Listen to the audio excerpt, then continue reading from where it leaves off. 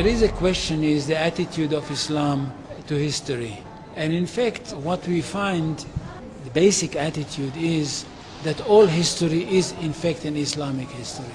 That means that all the major figures of history basically are Muslims, from Adam down to our own time.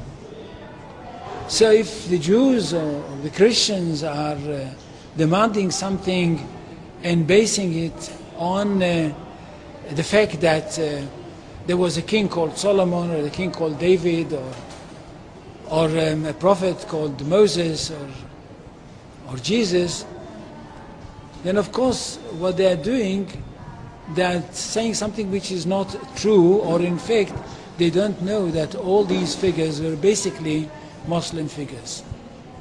They were, in fact, since the creation of the world there is only one religion, and this is the religion of Islam.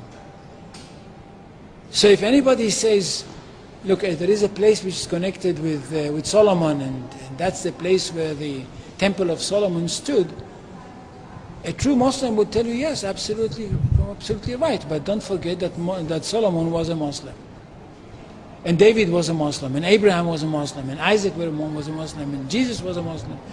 And this is what I mean by the Islamization of history. And you can understand that through Islamization of history, you've got Islamization of geography. Anywhere which was connected with these people, or with these prophets, which were all Muslims, becomes a Muslim territory. And therefore, when Islam was not in that area before Muhammad came to it, but it should have been there.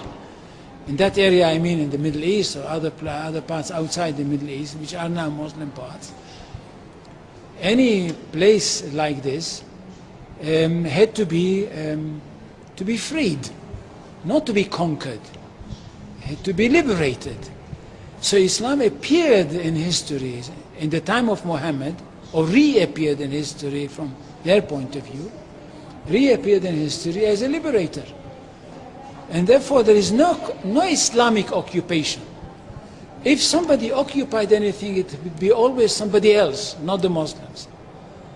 So there is no Islamic occupation, there is only Islamic liberation. So there is no Islamic occupation, there is only Islamic liberation.